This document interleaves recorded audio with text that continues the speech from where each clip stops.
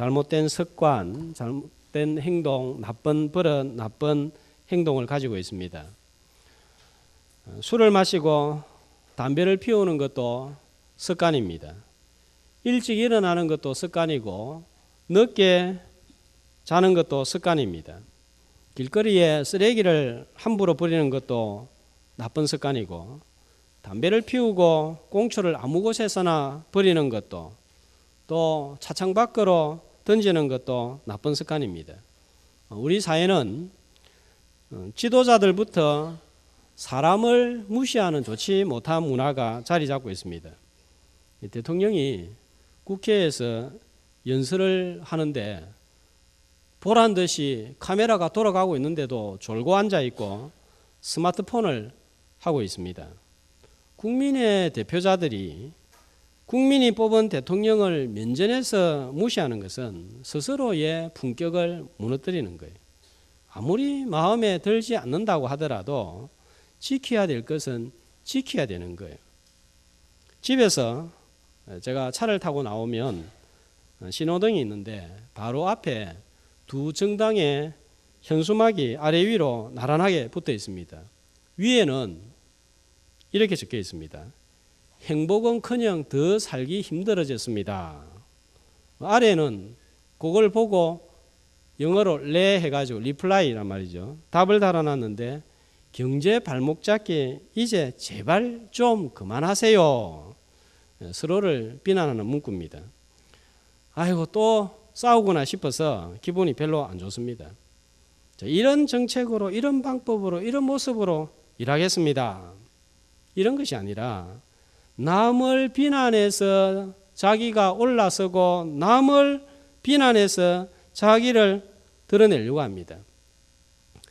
지도자들, 지도 정당이 이런 모습을 보여주면 일반 국민들은 그대로 배우고 따라할 수밖에 없습니다.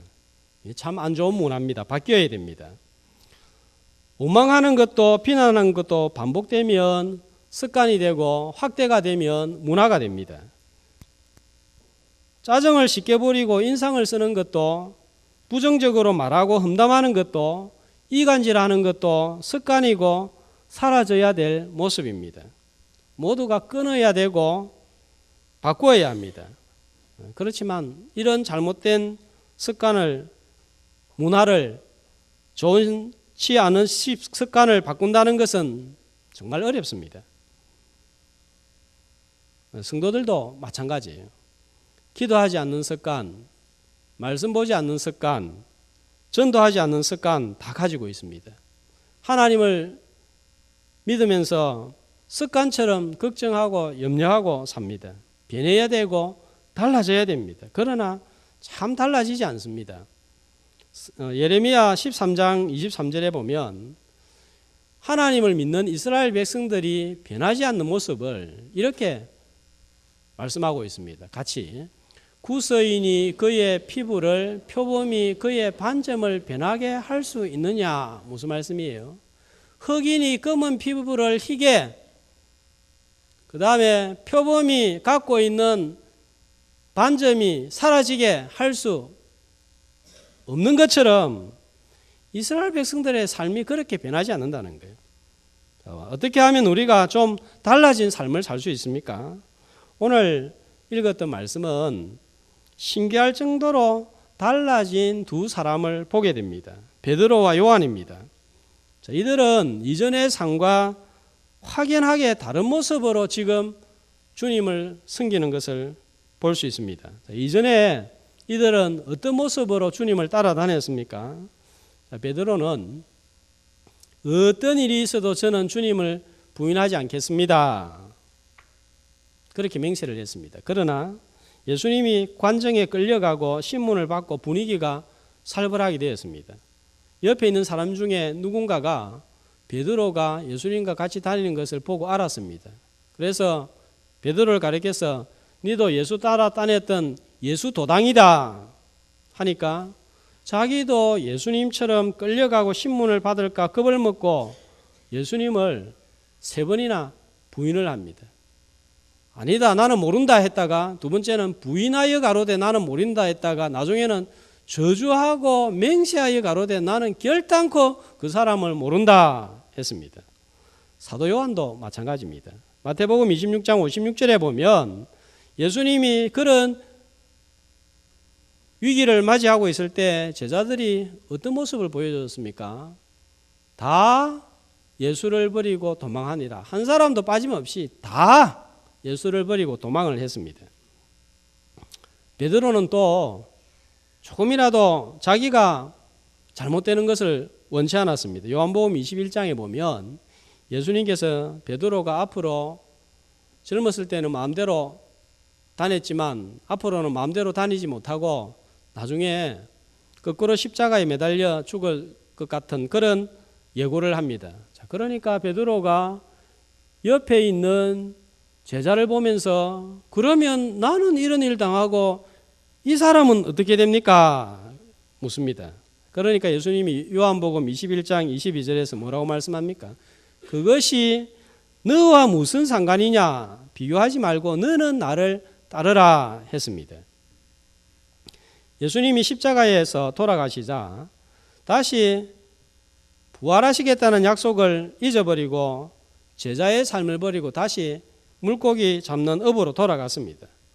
자, 이들은 자기들이 얻을 육신적인 이익만 생각하고 손해가 오거나 위기가 오면 두려워서 도망가던 제자들이었습니다. 이 제자들로서는 부적격자들이에요. 그런데 오늘 본문에 나타난 이 두 사람의 모습은 어떻습니까? 나면서 걷지 못하는 사람을 나사렛 예수 그리스도의 이름으로 이렇게 세웠습니다. 자, 그러니까 어떤 일이 발생합니까? 하나님이 역사하고 하나님의 능력이 나타나면 무조건 좋은 일만 일어나는 것은 아니에요. 자, 1절 말씀을 한번 보시고 2절 말씀을 한번 보시면 자, 이런 기적과 능력이 나타나니까 자, 어떤 일이 생깁니까? 제사장들 또 성전을 책임 맡고 있는 수비 대장 사두개인들이 베드로와 요한이 기적을 일으키고 말씀을 전하니까 자, 어떻게 반응을 하죠? 싫어하는 사람들이 생깁니다. 그 다음에 5절에도 보면 관리들과 장로들과 서기관들이 모여가지고 의논을 합니다. 자, 말씀을 전하니까 어떻게 합니까? 17절, 18절 말씀에 보면 자, 모여서 의논을 해서 어떻게 하죠? 17절에 보니까 그들을 위협을 합니다. 다시는 이런 말 하지 마라, 전하지 마라. 그리고 불러가지고는 어떻게 하죠? 경고를 했습니다. 말해도 듣지 않으니까 21절에 보면 또 어떻게 합니까? 다시 위협을 합니다. 자, 이 말씀을 통해서 우리가 기억해야 되는 것이 있습니다. 예수 제대로 믿으려고 하면, 하나님 제대로 믿으려고 하면 풀리는 것이 아니라 어려운 일이 닥쳐온다는 사실입니다. 우리가 특별히 주님을 위해서 복음을 전하려고 하면 반드시 싫어하는 사람이 우리 주변에 생깁니다. 전도하지 못하게 막는 사람들이 생깁니다. 왜 싫어하고 전하지 못하게 위협을 합니까? 제사장들은 시기심이에요. 지금까지는 교인들이 다 자기들한테로 집중되었는데 사도들한테 집중하니까 기득권을 잃지는 않을까? 또 저 사람들 다 따라가면 우리는 어떻게 되나? 이 영적 시기심이 불같이 올라왔기 때문입니다. 사두개인들은 부활이 없다 하는데 제자들은 부활이 있다고 가르치니까 내용이 반대가 되니까 전도를 못하게 했습니다. 관리들은 싸움이 일어나서 치안에 문제가 생기니까 방해를 했을 것입니다. 안전뱅이를 치유하는 착한 일, 선한 일만 했으면 괜찮습니다. 아무도 문제 삼지 않을 거예요.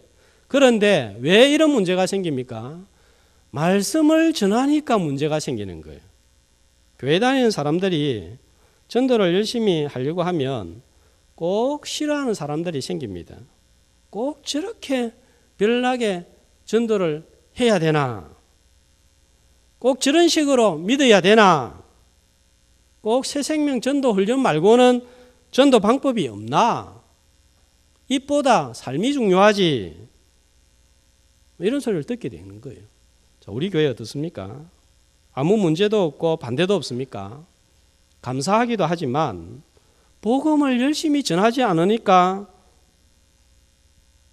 욕도 안 듣고 아무런 소리도 안 듣는 일이 일어날 수도 있는 거예요.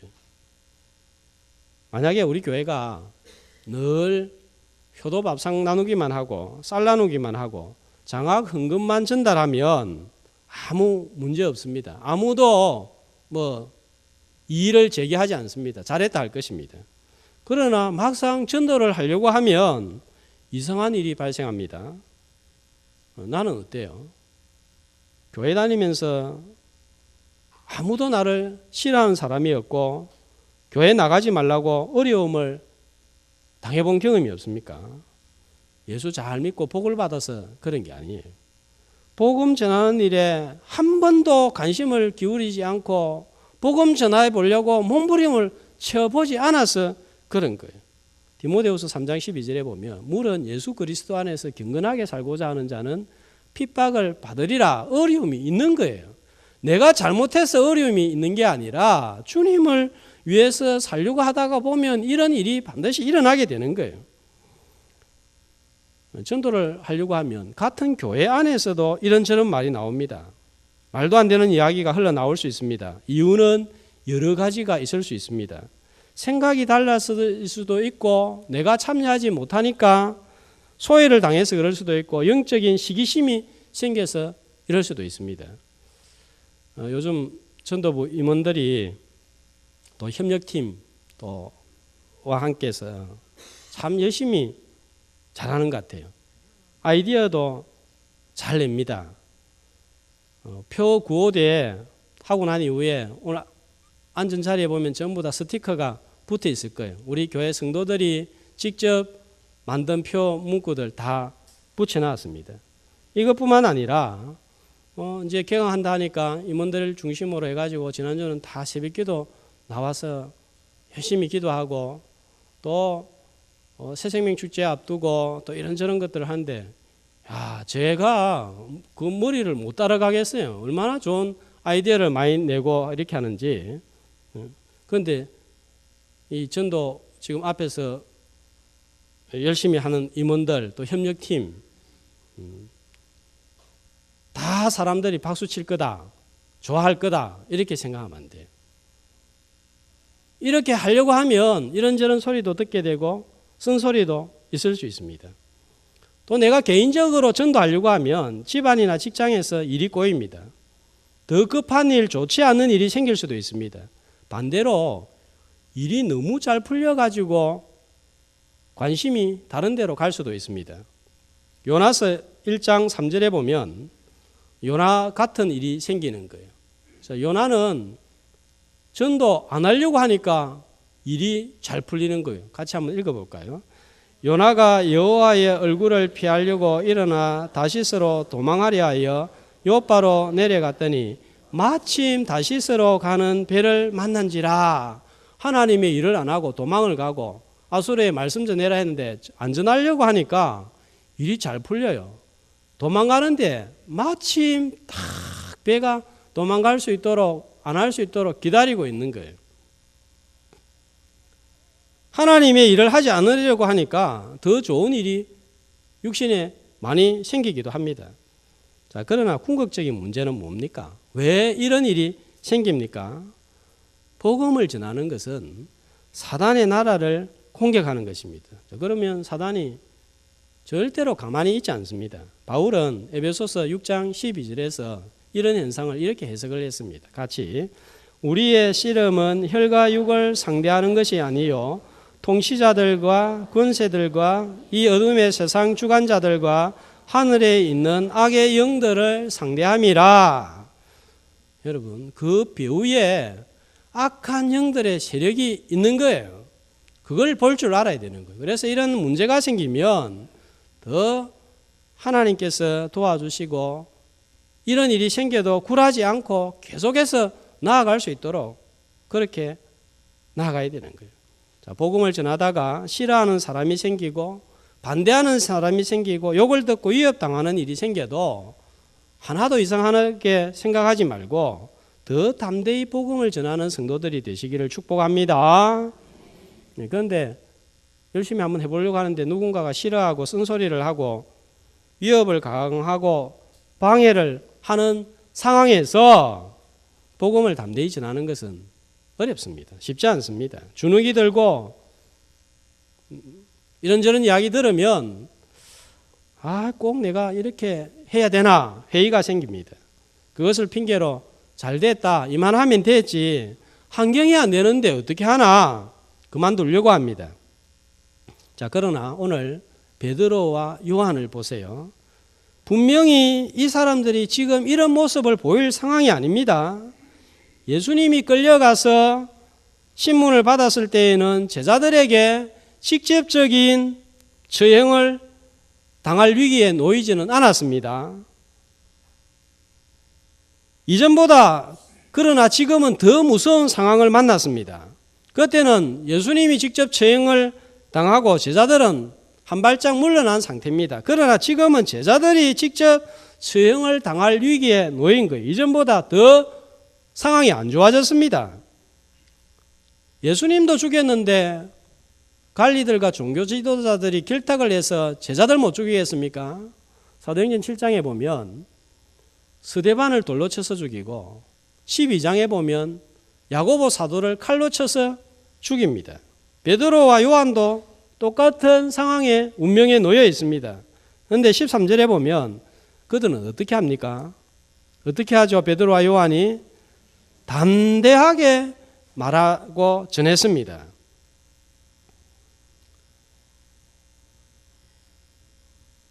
예수님을 부인하던 사람이 부인하지 않고 담대해졌습니다.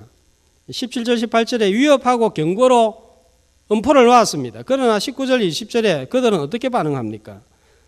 대답하여 이르되 하나님 앞에서 너희의 말을 듣는 것이 하나님의 말씀을 듣는 것보다 옳은가 판단하라. 우리는 보고 들은 것을 말하지 아니할 수 없도다. 거침없이 증거하는 거예요. 자, 그러니까 이 사람들도 평범한 사람인 줄 알았는데 이렇게 담대히 말씀을 전하니까 놀라버린 거예요. 이전보다 상황은 더 험합니다. 사람도 똑같습니다. 그러나 두 사람의 모습은 확연하게 달라졌습니다. 자, 이렇게 달라질 수 있었던 이유가 뭡니까? 8절 말씀해 보니까 베드로가 어떻게 됐다고요? 성령이 충만하여 두 제자는 원래부터 인간적인 모습이 많고 두려움이 많았던 사람입니다. 그러나 성령이 충만해지니까 달라졌습니다. 자, 충만하다 하는 말은 가득하다 하는 뜻인데 이것보다는 성령의 지배를 받다, 지배를 당하다 하는 의미가 더 정확합니다. 산도 변하고 강도 변하고 세월도 지나면 다 변합니다. 정말 변하지 않는 게 사람이에요. 좀 변했다 싶으면 금방 제자리로 돌아갑니다. 나는 이제 좀 달라졌구나 싶으면 금방 원래의 잘못된 모습으로 돌아가고 맙니다. 겁이 많은 사람이 담대해지는 것도 어려운 일이지만 원래의 좋지 않은 성격이 변하는 것도 정말 힘듭니다. 어쩌면 평생 좋지 않는 그 성격 그대로 가지고 살아가는지도 모르겠습니다. 저는 저를 생각할 때 제 자신이 참 많이 변했다. 3년 전하고 지금하고 10년 전하고 지금하고 정말 많이 변했다. 이런 생각이 들었어요. 웬만하게 옆에서 누군가가 말도 안 되는 소리 해도 사람 저럴 수 있구나. 그럴 수도 있구나. 이렇게 되는 줄 알았어요. 그런데 알고 보니까 그게 아니더라고요. 아직도 그대로인 모습을 보고 놀랄 때가 있습니다. 지난주에 집에서 점심을 먹고 차를 타고 다시 교회로 오려고 하는데 택배 배달차가 제 차를 다 가로막고 있는 거예요. 이 점심시간이기 때문에 옆에 주차할 공간이 텅텅 비어있다 할 정도로 많이 있습니다. 그런데 이 길가 이 차가 다니는 곳에 주차를 해놓고 제 차가 나가지 못하도록 막아놓은 거예요. 아파트에다가. 그 엘리베이터 앞에 딱 보니까 이 택배 아저씨가 보이는 거예요. 틀림없이 저 사람이 저리 해놨을 거다. 딱 감이 왔어요. 그래서 눈치가 빠르게 제가 아저씨 지금 나가려고 하는데 차 좀 빼주세요 했더니 그 아저씨가 저를 딱 보면서 하는 말이 물건 배달해주고 빼주면 안 되겠냐고 그러더라고요. 그 말에 살짝 약이 올랐습니다. 몸의 온도도 2.3도 더 올라갔어요. 제가 기다려줄 수도 있는데 문제는 주차할 때가 텅텅 비어 있는데 내 차가 빠져나가지 못하도록 막고 있는 거예요. 그래서 제가 약이 올라가지고 한마디 했습니다. 아저씨, 주차할 공간이 없으면 모르지만 여기 지금 주차할 때가 이리 많이 있는데 다른 차 나가지 못하도록 막고 있으면 어떻게 됩니까? 그랬더니 이내 빼주기는 빼주었습니다. 근데 제가 이 말을 한마디 하고 한 며칠이 마음이 불편한 거예요. 야, 아직도 내가 이 정도밖에 안 되나 스스로에게 참 실망이 되었습니다. 먹고 살기 바빠서 저렇게 뛰어다니는데 도와주지는 못하는 또 5분을 내가 못 기다려주나 하는 생각이 들었습니다. 꼭 차를 빼야 된다면 아저씨 저도 급합니다. 그래서 죄송합니다. 좀 빼주세요. 부드럽게 이렇게 말하면 되는데 온도가 2.3도 올라가지고 꼭 그렇게 내가 말을 할 수밖에 없나 하는 생각이 들고 저 사람도 구원받고 또 전도해야 될 사람인데 혹시 저 사람이 다들 교회에 오면 어떻게 하려고 그랬나 생각도 들고 야, 아직도 내가 인격이 이 정도밖에 안 되고 꼭 내가 시시비비를 가려야 되나 나는 급해가지고 불법 주차할 데 없나 이 실망이 많이 되었습니다. 이 목사라고 별 수 없는 거예요. 내 마음, 내 감정이지만 스스로 통제가 되지 않습니다. 이런 부분들이 달라져야 되는데 어떻게 달라질 수 있습니까? 우리 본성 가지고 안 되는 거예요. 본성을 다스리는 성령의 지배가 있어야 됩니다. 예수 믿을 때 하나님께서 우리에게 제일 귀한 선물을 주셨는데 뭡니까? 성령의 선물을 주신 거예요. 사도행전 2장 38절에 보면 회개하여 각각 예수 그리스도의 이름으로 세례를 받고 제사함을 받으라. 그리하면 성령의 선물을 받으리니 예수 믿는 순간 하나님께서 이런 우리의 본성을 이길 수 있는 보혜사 성령을 보내주셨습니다.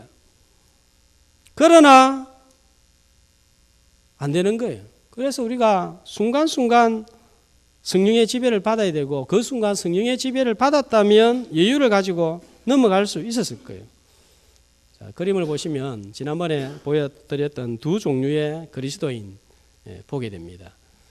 여러분들이 앉아있는 오른쪽은 내 인생의 왕자에 누가 앉아 있습니까? 오른쪽에 누가 앉아 있습니까? 여러분이 앉아 있을 때 오른쪽에 누가 앉아 있죠? 아, 그렇습니까? 그러면 왼쪽입니까? 예, 죄송합니다. 예. 왼쪽에 누가 앉아 있습니까? 내가 앉아 있고 십자가는 예수님은 내 인생의 왕좌에서 내려와 있습니다. 크고 작은 일을 만날 때 내가 내 삶을 주관함으로 자주 혼란과 좌절에 빠지게 되는 거예요. 그러나 오른쪽 그림은 나는 내려오고 내 삶의 중심에 예수 그리스도가 계십니다. 예수 그리스도가 내 중심에 계시기 때문에 예수 그리스도가 내 삶을 주관함으로 나는 하나님의 계획과 일치된 삶을 살게 되는 거예요. 그래서 여유를 가지고 기다려줄 수 있고 참아주고 넓은 마음이 되는 거예요. 그러나 내가 나를 지배하면 세상 사람들하고 별반 다를 바가 없는 거예요. 똑같은 거예요. 기독교의 옷은 입었지만 혈기가 나오고 시시비비를 가리려고 하고 원망과 불평이 나옵니다. 예수님을 내 삶의 중심에 딱 모실 때 성령 충만한 역사가 일어나는 거예요. 성령이 임하시면 권능을 받는다고 했는데 어떤 것이 권능입니까? 담대하게 복음을 전하는 것이 권능입니다. 뿐만 아니라 주님의 마음으로 일을 하고 사람들을 대하는 것입니다. 그럴 때 하나님의 계획과 일치된 삶을 살아가고 풍성한 삶을 누리게 되는 거예요. 성령의 지배를 받음으로 하나님의 계획과 일치된 삶을 살아가는 권능 있는 그리스도인들 되시기를 축복합니다. 성령 충만하면 달라지는 일들이 여러 가지가 있습니다. 그 중에 하나만 더 살펴보면 초대교회 성도들에게 성령 충만이 임했을 때 어떤 일이 일어났는가 보면 24절에 보면 말씀을 전했습니다. 돌아와서 그러니까 성도들의 마음이 어떻게 됐습니까? 듣고 한 마음이 된 거예요. 2장 26절에도 한 마음이 되었습니다. 당시에 예루살렘의 교인 수가 몇 명이나 되었을까? 몇 명이나 되었을까요? 자, 성경에 나타나 있는 말씀을 따라 대충 추정을 해봅니다. 2장 41절에 보면 베드로가 첫 번째 말씀을 전했을 때 믿는 사람이 몇 명이 생겼습니까? 수가 3,000명이 더해졌습니다. 자, 그리고 4절 말씀을 보세요. 4장 4절. 베드로가 두 번째 말씀을 전했는데 몇 사람이 믿게 되었습니까? 약 5,000명이 더 증가했습니다. 그런데 이 숫자는 어떤 숫자예요? 남자의 수만 5,000명이 더 됐습니다. 아이들, 여성들 합하면 일반적으로 여성들이 더 많으니까 몇 명으로 추정할 수 있겠습니까? 적어도 10,000명이 되는 거예요. 이렇게 계산을 해본다면 적어도 15,000명에서 20,000명은 당시에 예수를 믿었다. 이렇게 볼 수 있습니다. 오병이 이어의 기적을 일으키고 났을 때 먹은 남자의 숫자와 같습니다. 떡을 나누어 주던 제자들이 이제는 생명의 떡을 나누어 주고 있는 거예요. 20,000명 마음이 한 마음이 된다는 거 쉽습니까? 어렵습니까? 어려운 거예요. 불가능한 일이에요.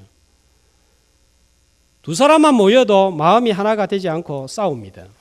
오순절 성령님이 교회에 오신 연장선상에서 공동체에 일어난 일입니다. 자, 그리고 이렇게 마음이 하나가 되어서 한 일들이 여러 가지가 있는데 그 중에 한 가지가 35절에 보면 나오는데 마음이 하나가 되어서 무슨 일을 했습니까? 4장 35절에 무슨 일을 했죠? 각 사람의 필요를 따라 나누어 주는 일을 한 거예요. 약자를 배려하는 모습, 초대교회의 아름다운 모습입니다. 예루살렘 교회, 넉넉한 교회 아니었습니다. 당시의 교인들은 생활 수준이 낮았습니다. 자기 것을 내어놓는다는 것은 결코 쉬운 일이 아닙니다. 우리가 잘 알잖아요. 우리가 물질에 얼마나 예민합니까? 헌금 드리는 것도 인색할 때가 많습니다. 11조 헌금을 하지만 그 외에 다른 헌금을 한다고 하면 예민해집니다. 그래서 이 목회자가 설교를 할 때 제일 조심스러운 게 뭡니까? 헌금 좀 더 하세요. 헌금해야 됩니다. 이 말 겁납니다. 두 주만 딱 하고 나면 바로 여기저기에서 폭탄 같은 일들이 벌어지는 거예요. 그러나 초대교회에서는 자발적으로 내어놓았습니다. 잡음이 없었습니다. 성령께서 마음을 지배하니까 약자를 배려하는 마음이 생긴 거예요. 자, 지난주는 3.1절이었습니다. 1923년 9월 1일 일본의 도쿄와 요코하마를 중심한 일대에서 규모 9.7의 대지진이 발생했습니다. 관동 대지진입니다. 10만 명 넘는 일본인이 죽었고 5만 명 이상의 부상자가 발생했습니다. 이러니까 일본인들의 민심이 흉흉하기 시작했고 지금 전쟁 가운데 있는데 이런 일들까지 생기니까 정부에 불만을 품었습니다. 이런 민심을 잠재우기 위해서 일본 경찰들이 앞장서서 유언비어를 퍼뜨리기 시작했습니다. 조선 사람들이, 조선인들이 살인을 하고 불을 지저린다. 그리고 우물에 독을 타고 다닌다. 산업시설을 파괴하고 돌아다니고 약탈을 하고 일본 여성들을 강간하고 돌아다닌다. 전혀 사실무근인데 이런 소문을 퍼뜨리고, 그리고는 일본의 경찰서장들이 조선인들은 죽여도 좋다 공식적으로 발표를 합니다. 일본 사람하고 조선 사람하고 빨리 구분이 안 됩니다. 그 구분을 하기 위해서 일본어로 15엔 50전이란 뜻의 일본어 주고엔 코지센, 또 히라가나 중에서 가기구개고 파피푸페오, 이 발음이 저는 잘 되는데 이게 잘 안 되는 거예요, 조선 사람들이. 그래가지고 발음해봐라 해가지고 모르면 창으로 찔러 죽이고 칼로 찔러 죽이고 몽둥이로 쳐서 죽였습니다. 그리고 시체는 우물가에 집어 던져 넣었습니다. 어떤 경우에는 조선 사람들 10사람을 손에 철사로 묶어가지고 석유를 붓고 불을 질러 태워 죽였습니다. 온몸을 사지를 절단해서 죽이기도 했습니다. 이렇게 죽인 사람이 6,661명, 최근 학자들에 의해서 밝혀진 바에 의하면 23,000명이 넘는다고 합니다. 이보다 더한 짓도 많이 저질렀습니다. 지난번 3.1절이라고 텔레비전에서 이 중국 난징 대학살 사건을 보여줬는데, 민간인을 살아있는 사람을 보재기를 세우고 뒤에서 총으로 쏴 죽이는 장면을 보여줬어요. 살아있는 사람을 죽이는 장면을 보여주더라고요. 끔찍하더라고요. 뿐만 아니라 살아있는 사람을 구덩이에 던져놓고 흙으로 파서 생매장을 합니다. 살아있는 사람이 구덩이에서 막 몸부림을 치고 눈을 깜빡깜빡 하는데도 흙을 퍼부어서 생매장에서 죽였습니다. 자, 그런데 일본의 역사박물관에는 이렇게 기록이 되어 있습니다. 이런 내용으로 기록이 되어 있습니다. 일본이 대동아 전쟁을 일으켜서 아시아의 약소국가들이 러시아로부터 해방을 시켰고, 아시아의 발전을 가져온, 아시아에 큰 유익을 가져다 준 전쟁이었다. 이런 내용들이 있고, 이 내용을 그대로 자라나는 일본 세대들에게 가르치고 있습니다. 일본이 앞서가는 부분이 있고 탁월한 부분이 있습니다. 그러나 도무지 이해할 수 없고 받아들일 수 없는 민족성을 또 봅니다. 우리 민족한테 행한 모습을 생각하면 인간이 어떻게 저렇게 잔인할 수 있을까? 뻔뻔할 수 있을까? 3.1절에 집에 있는데 막 태극기 들고 막 뛰어나가고 싶더라고. 이미 독립했지만 그런 증오심이 불러오는 거예요. 그런데 이런 일본을 사랑하고 이런 일본을 가슴에 품고 이런 일본을 아끼는 한국 사람들이 있습니다. 그래서 복음을 들고 일본으로 선교사로 가는 사람이 있습니다. 도무지 이해가 안 되는 거예요. 어떻게 저런 나라 저런 민족을 사랑하고 복음을 전하려고 선교사로 평생을 저렇게 바칠 생각을 했을까? 사람의 마음이 아닌 거예요. 성령께서 마음을 다스리면 도무지 불가능한 마음도 주어지는 거예요. 경제적으로 잘 살지만 영적으로 약자이고 영적으로 너무너무 가난하고 피폐한 나라가 일본입니다. 원수를 품는 마음을 성령께서 주시니까 선교사로 나가지는 거예요. 손양호 목사님이 아들 죽인 공산당들을 용서하고 양아들로 입양시킨 것과 비슷할 것입니다. 필요를 따라 복음을 나누어주는 거예요. 원수를 사랑하고 약자를 배려하고 품는 것, 내 본성으로 불가능합니다. 그러나 성령이 나를 다스리고 지배하면 옆에 사람을 생각하고 부드러워지고 용납하는 마음이 생깁니다. 그런데 이게 잘 됩니까? 안 됩니까? 안 되는 거예요. 평소에 작은 일도 참지 못하고 화를 내고 폭발합니다. 아이들이 잘못할 때 마귀처럼 변하는 엄마의 모습이 있습니다. 이게 잘못된 줄 알고 돌아서기를 원하지만 달라지지 않습니다. 그렇기 때문에 우리에게는 날마다 성령의 도우심이 필요한 거예요. 성령의 지배를 받아야 됩니다. 성령의 충만함을 받아야 되는데 필요한 것이 뭡니까? 성령 충만을 위해서. 31절 다 같이 한번 읽습니다. 빌기를 다음에 모인 곳이 진동하더니 무리가 다 성령이 충만하여 담대히 하나님의 말씀을 전하니라. 자, 어떻게 하니까 성령이 충만했습니까? 빌기를 다하매. 기도에 전혀 힘을 썼을 때에 이런 일이 일어났습니다. 자, 어떻게 성령 충만을 위해서 기도할 수 있습니까? 두 가지 기도입니다. 우리는 날마다 혈기대로 살고 본성대로 살고 이기심대로 살고 정욕대로 살아갈 수밖에 없습니다. 순간순간 이런 것들이 튀어오릅니다. 그렇기 때문에 날마다 성령의 도우심이 필요하고 순간순간마다 성령의 도우심이 필요합니다. 이런 성령의 지배를 받고 도우심을 받기 위해서 두 가지 기도가 필요한데 지난번에도 그림 보여주었는데 한 번만 더 봅시다. 이렇기 때문에 성령 충만함을 받기 위해서 두 가지 기도. 첫 번째, 내뿜는 기도예요. 뭘 내뿜어야 되겠습니까? 우리의 연약함과 우리의 실수와 허물과 죄를 내뿜는 거예요. 자, 회개하면 하나님은 지나간 것 더 이상 묻지 않습니다. 과거는 묻지 않습니다. 돌았으면 됩니다. 달라지면 됩니다. 이사야 43장 18절 너희는 이전 일을 기억하지 말며 옛날 일을 생각하지 말라. 나는 나를 위하여 내 허물을 도말하는 자니 네의 죄를 다시 기억하지 아니하리라. 그렇기 때문에 우리는 날마다 회개하고 날마다 돌아서야 되는 거예요. 자, 두 번째 어떤 기도입니까? 내뿜고 숨은 내뿜고 그 다음에 들여 마셔야 되는 거예요. 뭘 들여 마셔야 됩니까? 술 취하지 말라 이는 방탕한 것이니 성령의 충만을 받으라. 믿음으로 성령의 충만함을 받아들이는 것입니다. 언제 사도들과 초대교회 성도들이 기도했는지 기억해야 됩니다. 오순절 성령이 임하여 큰 은혜를 받았을 때에도 베드로와 요한은 제9시 기도 시간에 성전에 기도하러 올라갔습니다. 싫어하고 위협하고 반대자들이 생겨서 두려울 때도 기도했습니다. 천사처럼 봉사할 때도 기도했습니다. 죄를 지어서 하나님과 멀어져 있을 때는 더더욱 기도해야 됩니다. 기도하지 말아야 될 순간은 하나도 없고 성령 지배를 받지 말아야 될 순간은 하나도 없습니다.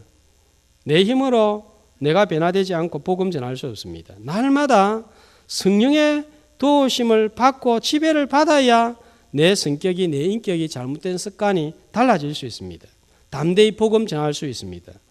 성령의 충만함을 받음으로 약자를 배려하고 음수를 품는 단계까지 나아가고 복음을 담대히 전가하는 주의 자녀들이 되시기를 축복합니다.